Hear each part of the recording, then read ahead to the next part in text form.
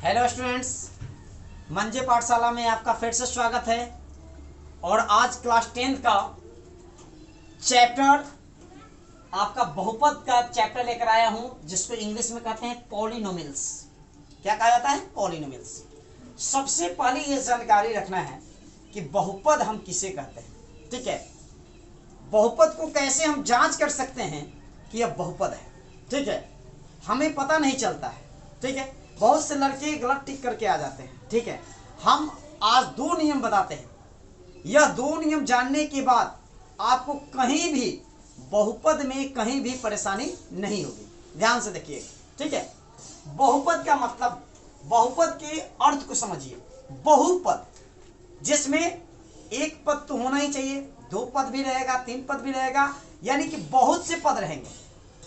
ठीक है ना, एक दो पद की बात नहीं है, बहुत से पदों की बात हो रही है। एक से लेकर, जीरो से लेकर आपको अनगिनत तक, उसे हम क्या कहते हैं? बहुपद। इसमें पढ़ना है, रैखिक बहुपद भी पढ़ना है जिसका घात एक होता है, द्विघात बहुपद भी पढ़ना है जिसका घात दो होता है, त्रिघात बहुपद भी पढ़ना है जिसका घात तीन होता है। यानी कि सभी जितना भी आपका पद वाला है, यानी बहुत से पदों का जिसमें अध्ययन किया जाता है, उसे हम क्या कहते हैं? बहुपद। आप इसमें रैखिक भी पढ़ सकते हैं, द्विघात भी पढ़ सकते हैं और त्रिघात भी पढ़ सकते हैं। ठीक है, तो आज सबसे पहले हम स्टार्ट कर रहे हैं बहुपद के डिफिनेशन कि बहुपद होता क्या है। चलिए, सबसे पहले ऐसे बीजीय व्यंजक, ऐसे बीजीय व्यंजक व्यंजक व्यंजक व्यंजक जिसमें जिसमें जिसमें चर की घात, जिसमें चर की घात ऋणोत्तर होना चाहिए। ऋणोत्तर का मतलब हम आपको समझाते हैं, ऋणोत्तर पूर्णांक होना चाहिए, ऋणोत्तर पूर्णांक हो। अब यहां पर हम आपको समझाते हैं। देखिए, ऐसे बीजीय व्यंजक की बात कर रहा है कि ऐसे बीजीय व्यंजक जिसमें चर की घात क्या होना चाहिए? ऋणोत्तर पूर्णांक। ऋणोत्तर पूर्णांक का मतलब होता है माइनस को छोड़कर बाकी सब। इसमें इसका घात जीरो भी हो सकता है, जिसको शून्यक बहुपद कहते हैं। जिसका घात जीरो हो उसको शून्यक बहुपद कहते हैं। जिसका घात एक हो सकता है, दो हो सकता है, तीन हो सकता है, चार हो सकता है, ऐसा हो सकता है, लेकिन कभी भी इसका जो चर का घात है वह कभी भी माइनस में नहीं होना चाहिए। ऋणोत्तर का मतलब यही कहता है कि पावर कभी भी आपका नेगेटिव में नहीं होना चाहिए। अगर जिसका पावर, चर का पावर देखना है, अचर का नहीं। अचर का पावर कुछ भी हो सकता है, लेकिन चर का पावर अगर नेगेटिव में होगा, पावर माइनस में होगा, तो वह बहुपद नहीं कहलाएगा। ठीक है, यह स्पष्ट आप दिमाग में रखिएगा। जैसे y का पावर -5 है, अब प्लस क्या है? 5 है। तो यहां पर देखिए तो चर है ना, देखिए तो y क्या है? चर है। चर का वैल्यू देखिए तो पावर कितना है? -5। यह बहुपद नहीं है। बहुपद के लिए हमको क्या चाहिए था? y का पावर 5, अब प्लस क्या होना चाहिए? 5। x प्लस y, यह बहुपद है। देखिए x प्लस 1/x भी, यह क्या है? बहुपद है। अब यहां पर लोग कहते हैं कि इसको बहुपद नहीं कहते हैं। बहुपद है, क्योंकि देखिए इसका चर का घात ना, चर का घात नेगेटिव नहीं है। हमको चर का घात देखना है, चर का घात देखना है कि नेगेटिव नहीं होना चाहिए। उसके अलावे एक और चीज बताते हैं। ठीक है, ध्यान से देखिएगा। हमारा यह सेकंड नंबर रूल हम बताते हैं। पहला नंबर रूल ये हो गया कि आपको चर का घात कभी भी नेगेटिव नहीं होना चाहिए। सेकंड रूल हम आपको बताते हैं, ये फर्स्ट नंबर रूल है। ठीक है ना, यह सेकंड नंबर रूल आपको बताते हैं कि जो चर है ना, चर कभी भी रूट में नहीं होना चाहिए। रूट में नहीं होना चाहिए, नहीं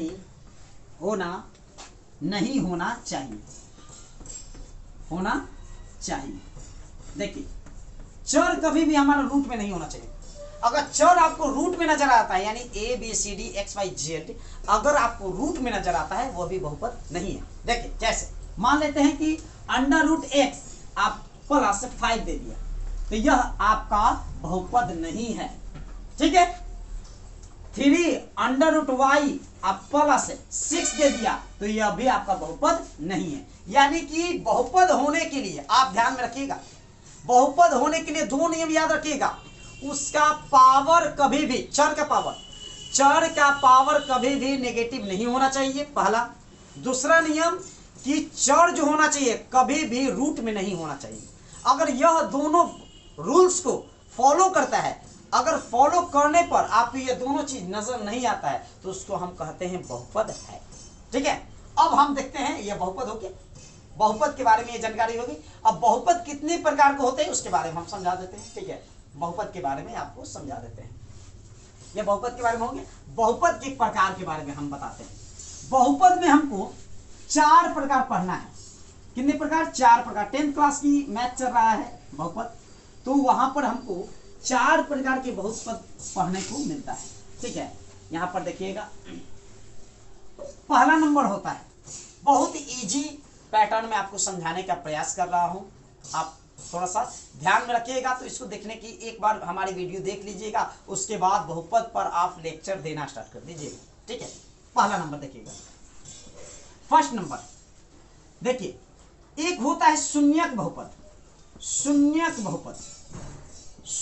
बहुपद पहला नंबर, जिसको जीरो पॉलिनोमियल्स कहते हैं, उसको हम नहीं लिख रहे हैं, हमारे पास इस टाइम को भी ध्यान में रख के आपको समझाना है, कम समय में ही आपको अच्छा जानकारी हम दे देते हैं।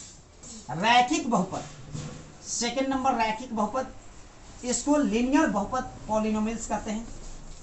तीसरा नंबर द्विघात बहुपद, द्विघात बहुपद हो गया। चौथा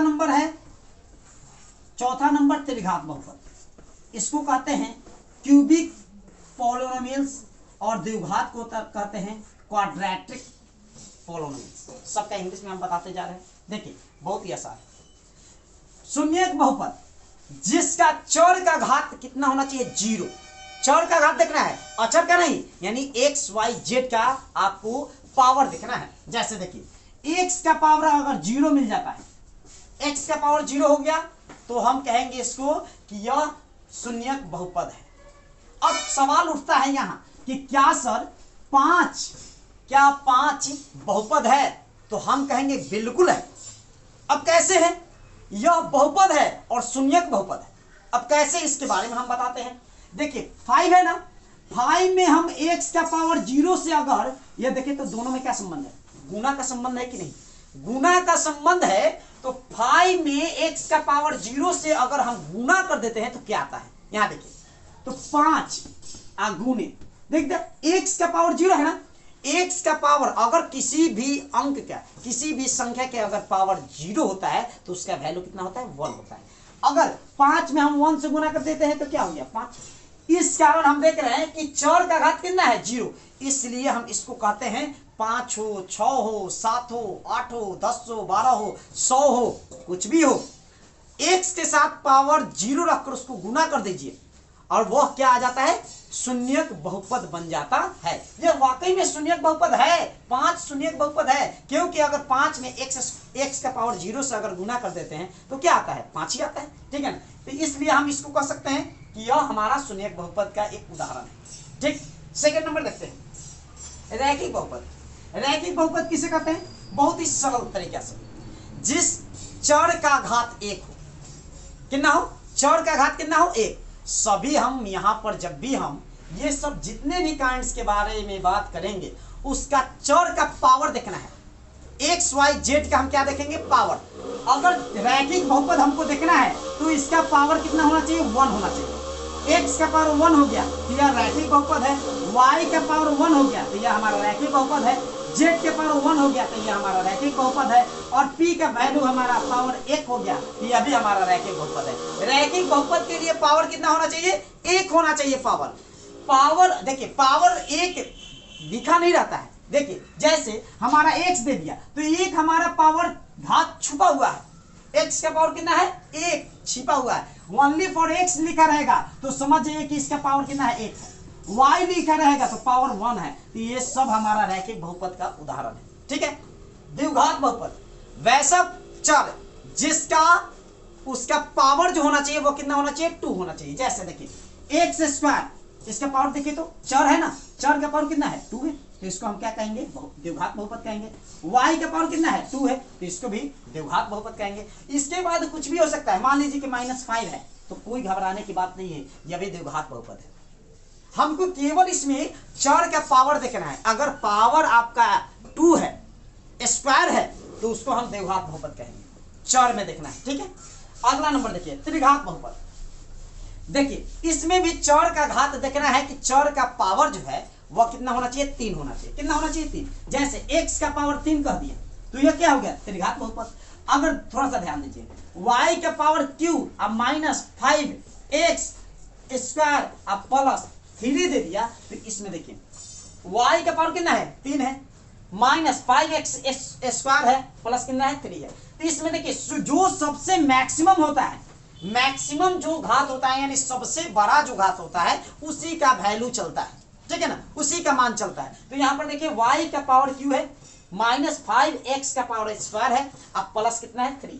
तो इसमें देखिए तो सबसे बड़ा क्या है, y का पावर 3 ना, यानी चर में y है और उसका पावर कितना है, 3 है। 3 सबसे ज्यादा घात है, इसलिए यह जो बहुपद होगा यह त्रिघात बहुपद का एक उदाहरण है, ठीक है। यह रहा आपका शून्यक बहुपद जिसका घात 0 हो, रैखिक बहुपद जिसका घात 1 हो, द्विघात बहुपद जिसका घात 2 हो, और त्रिघात बहुपद जिसका घात 3 हो। आप सभी स्टूडेंटों से यही कहना है कि आप जब भी बहुपद का चैप्टर को आप बनाने के लिए तैयार हो तो सबसे पहले यह जानकारी रखना चाहिए कि चर और अचर क्या है। चर क्या है, ABCDEXYZ को हम चर कहते हैं जिसका मान बदलता रहता है।